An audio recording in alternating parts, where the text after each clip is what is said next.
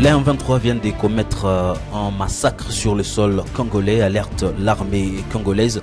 Voilà donc ce qui résume l'actualité du jour pour ce mardi. Mesdames, messieurs, bonjour et merci de nous suivre de partout. Nous allons donc commencer l'actualité du jour par la ville de Goma où la cour militaire des garnisons de Goma a condamné lundi Ephraim Bissimoa, leader spirituel de la secte Wazalendo à la peine capitale. Nous aurons donc le temps de suivre dans l'actualité du jour le major Amsini Boulaïmou qui a rendu ses jugements de la cour militaire. Et puis nous allons parler quand même de ces massacres sur les sols congolais. À moins de 24 heures après le meurtre de 7 personnes dans le groupement Kisigari en territoire de Rutshuru, les forces armées de la RDC sortent de leur silence et fixent l'opinion sur cet incident et a pris pour cible des civils. Vous êtes nouveau, n'oubliez pas de vous abonner, moi et vous. On va donc se retrouver dans la deuxième partie de cette vidéo pour plus de détails.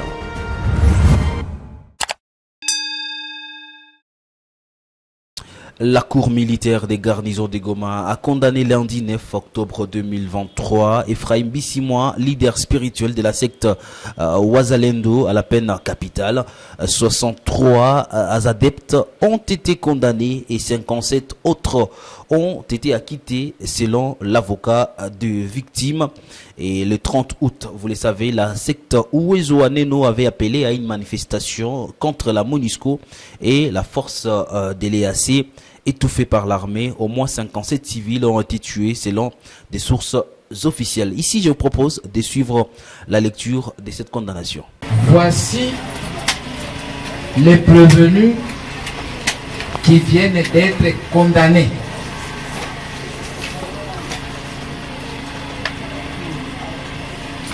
Il y a les prévenus de 6 mois. Ephraim, il vient d'être condamné à la peine de mort. Tandis que les prévenus de 6 mois, Kesheni Asaf, Kalumbi, Nabutaliko et Bouchard sont condamnés chacun à 20 ans.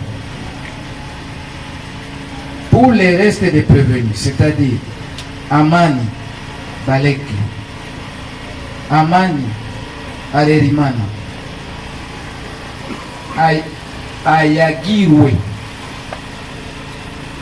Bahati Kisomolo Charlie, Bahati Rwamagira, Badia Mwapo, Bienfait Elia, Baraka Bicheme est condamné à mort.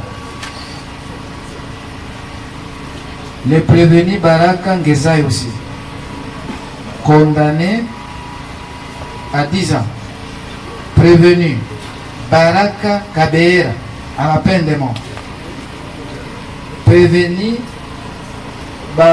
Barugweshi, 10 ans.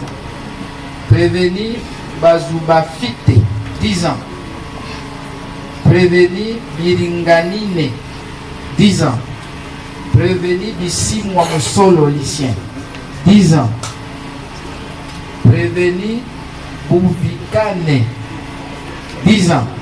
Prévenu Bouzima Moduga, 10 ans aussi. Et puis une soixantaine des adeptes de la secte Wazalendo dirigés par Ephraim Bissimoa ont été condamnés. Vous avez suivi la lecture de leur condamnation par la cour militaire des garnisons de Goma.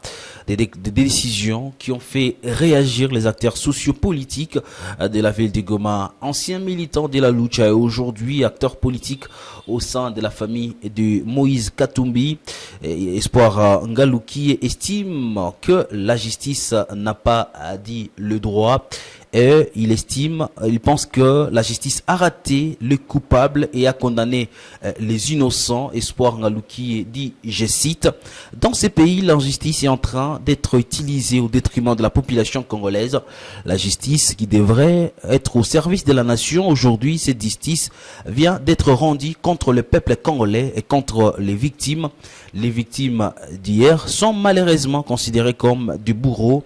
Les victimes du carnage sont considérées au même titre que le bourreau et au même titre que ceux-là qui ont exécuté. Et malheureusement, tous ceux qui étaient dans cette opération n'ont jamais été condamnés, notamment le gouverneur Constant Ndima, estime Espoir Ngalouki. Et puis parlons autre chose à présent. Moins de 24 heures après le meurtre de 7 personnes dans le groupement Kisigari en territoire du Rutshuru, les forces armées de la République démocratique du Congo sortent de leur silence et fixent l'opinion sur cet incident ayant pris comme pour cible des civils. Dans un communiqué signé par le porte-parole du gouverneur militaire du Nord Kivu, les forces armées de la RDC dénoncent cette tuerie et elle charge notamment les rebelles du M23 dans ce qu'elle qualifie de massacre. Dans ces documents, précise l'armée, cette attaque contre les civils a eu lieu dans une zone contrôlée par les rebelles du M23. Les personnes ciblées par cette attaque de rebelles sont des notables et des chefs de village. Les forces armées de la RDC, pour ce faire, invitent la communauté des États de l'Est et les mécanismes conjoints de vérification de se saisir donc de cette question. Et vous le savez, ces massacres interviennent dans un contexte sécuritaire difficile dans les zones sous occupation des rebelles du M23. Depuis une semaine déjà, d'intenses combats opposent ces belligérants aux groupes locaux d'autodéfense dans les territoires de Massissi et une partie de Rutshuru. Et puis le mouvement citoyen la vision pour la victoire du peuple dénonce donc une certaine passivité de la force régionale dans les régions qu'elles occupent. Ces mouvements citoyens a donc d'abord condamné et dit à prendre avec consternation le massacre des populations civiles à Rumangabo et groupement Kisigari et chefferie de Boucha en groupement de Rutshuru. Ces mouvements citoyens a noté qu'il y a quand même une certaine passivité des contingents des Kenyans et Sud-Soudanais déployés dans les cadres de l'EAC à Rumangabo et à Tongo. Et ces mouvements estiment que ces contingents observent le massacre des civils sans aucune réaction possible pour les empêcher. Mesdames, Messieurs, pour d'autres informations, pour être à la ligne de l'actualité, rendons-nous sur le site de Kivu Morning Post de www.kivumorningpost.cd.